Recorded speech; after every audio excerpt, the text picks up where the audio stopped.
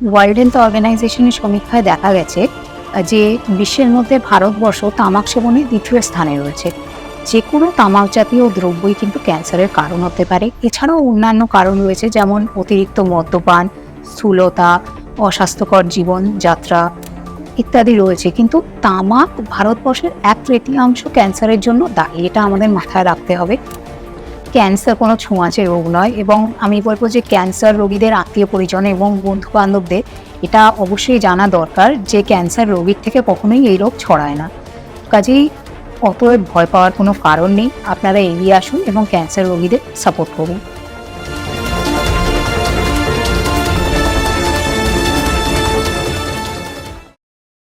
নমস্কার, আমি অনন্যা কালসা। আমাদের সাথে রয়েছেন ক্লিনিক অ্যান্ড ডে কেয়ার সেন্টারের সাথে যুক্ত ডক্টর বর্ণিনী ঘোষ। নমস্কার। ভিডিওটি গুরুত্বপূর্ণ সেই সব মানুষের জন্য যারা ক্যান্সার সম্বন্ধে মনের মধ্যে বিভিন্ন ধরনের ভ্রান্ত ধারণা পুষে রেখেছেন। একটাই আবেদন, ভিডিওটি শেষ পর্যন্ত দেখুন। ভালো লাগলে লাইক, শেয়ার এবং কমেন্ট করুন। প্রথমেই বলি, আজকাল মুভি দেখতে গেলে সিনেমার প্রথমেই বিভিন্ন ধরনের সতর্কতামূলক ভিডিও দেখানো হয়। তার মধ্যে একটা হলো যে ওখানে দেখানো হয় বিভিন্ন মানুষের মুখের মধ্যে বড় বড় টিউমার, এরকম জাতীয় অনেক জিনিসই দেখানো হয়। তো ম্যাম, এটা কি শুধুমাত্র তামাকজাত দ্রব্যের কারণেই হয়? মানে আমাদের সবারই এটা ধারণা যে তামাকজাত দ্রব্যের কারণেই এটা হয়ে আসছে, কিন্তু দেখেছি যারা অনেক দিন ধরেই তামাকজাত দ্রব্য সেবন করছেন কিন্তু তারাও কিন্তু ক্যান্সারে আক্রান্ত হচ্ছেন না। ওয়ার্ল্ড হেলথ অর্গানাইজেশনের সমীক্ষায় দেখা গেছে যে বিশ্বের মধ্যে ভারতবর্ষ তামাক সেবনে দ্বিতীয় স্থানে রয়েছে। যে কোনো তামাক জাতীয় দ্রব্যই কিন্তু ক্যান্সারের কারণ হতে পারে। এছাড়াও অন্যান্য কারণ রয়েছে, যেমন অতিরিক্ত মদ্যপান, স্থূলতা, অস্বাস্থ্যকর জীবনযাত্রা ইত্যাদি রয়েছে। কিন্তু তামাক ভারতবর্ষের 1/3 ক্যান্সারের জন্য দায়ী, এটা আমাদের মাথায় রাখতে হবে। এবার আপনি বলছেন যে অনেকেই আছেন চেইন স্মোকার, যারা কখনোই ক্যান্সার আক্রান্ত হন না। কারণটা জিনগত। কে আক্রান্ত হবেন আর কে হবেন না এটা কিন্তু আগে থেকে বোঝা মুশকিল। সেই জন্য দর্শকদের উদ্দেশ্যে আমি বলবো যে স্টপ টোব্যাকো, কারণ prevention is always better than cure. মানে ক্যান্সার রোগটা কি বংশগত, বা আমার বাবা মার যদি ক্যান্সার হয় তাতে কি আমারও হওয়ার সম্ভাবনাটা বেশি থাকে? আর এক্ষেত্রে আমাকে কতটা সাবধানতা অবলম্বন করে চলতে হবে? দেখা গেছে যে 5 থেকে 10% ক্যান্সার হচ্ছে বংশগত। বাবা মায়ের যদি ক্যান্সার থাকে সেক্ষেত্রে সন্তানের ক্যান্সার হওয়ার একটা সম্ভাবনা থেকেই যায়। তো সেক্ষেত্রে হেলদি লাইফস্টাইল সব থেকে বেশি গুরুত্বপূর্ণ।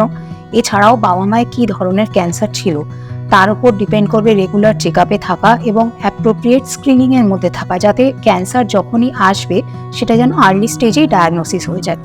এই সতর্কতাটা অবলম্বন করতে হবে।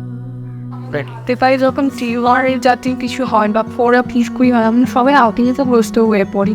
তো মানে না ম্যালিগনেন্ট এবং সাধারণ সেন্সপুরের মধ্যে কিভাবে আমরা সেটাকে পার্থক্য করবো? দেখুন, ম্যালিগন্যান্ট টিউমার যেগুলো হয় সাধারণত সেগুলো খুব দ্রুত বাড়তে থাকে, শক্ত হয়, সারফেসটা মসৃণ থাকে না, ব্যথা থাকতেও পারে, নাও থাকতে পারে। যদি কোনো ঘা বেশি দিন ধরে না শুকোয় তাহলে সেটা ক্যান্সার হতে পারে, সেখান থেকে রক্তপাত হতে পারে। এই বিষয়ে সবসময় সঠিক চিকিৎসকের পরামর্শ নেওয়া উচিত। কিছু মানুষ আছে যারা ক্যান্সার রোগীদের সাথে থাকতে ভয় পায়, বা ক্যান্সার রোগীরাও তারা যদি অফিসে যায় তাদের সাথে খাবার শেয়ার করতে ভয় পায়। মানে এগুলো কতটা ভয়ের কারণ? ক্যান্সার কোনো ছোঁয়াচে রোগ নয়, এবং আমি বলবো যে ক্যান্সার রোগীদের আত্মীয় পরিজন এবং বন্ধু বান্ধবদের এটা অবশ্যই জানা দরকার যে ক্যান্সার রোগীর থেকে কখনোই এই রোগ ছড়ায় না। কাজেই অতএব ভয় পাওয়ার কোনো কারণ নেই। আপনারা এগিয়ে আসুন এবং ক্যান্সার রোগীদের সাপোর্ট করুন। দ্রুত যদি কারোর ওজন কমে যায়, তো এটা কি কোনোদিন ক্যান্সারের কারণ দিতে পারে? ক্যান্সারের উপসর্গগুলির মধ্যে দ্রুত ওজন কমে যাওয়া অবশ্যই একটি গুরুত্বপূর্ণ লক্ষণ, কিন্তু অনেক অসুখেই এটা হতে পারে।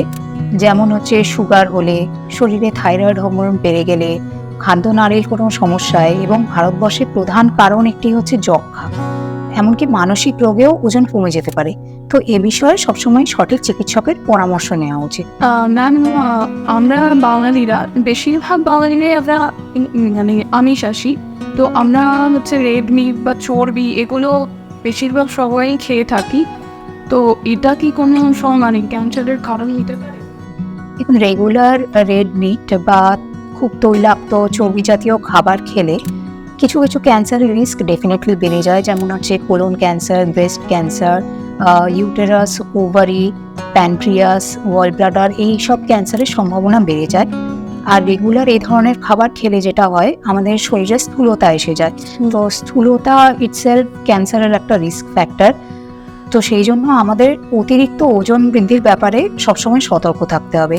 হেলদি ডায়েট এবং রেগুলার এক্সারসাইজ, এই দুটোর কথা আমাদের সবসময় মাথায় রাখতে হবে। যাদের গায়ের রং কালো তাদের শরীরে বেশি পরিমাণে মেলানিন থাকে, যা ইউভি রেস থেকে হওয়া স্কিন ক্যান্সারকে প্রতিরোধ করতে সাহায্য করে। এই কথাটা ঠিক, কিন্তু তার মানে এই নয় যে এই ধরনের মানুষদের কোনোদিনই স্কিন ক্যান্সার হবে না।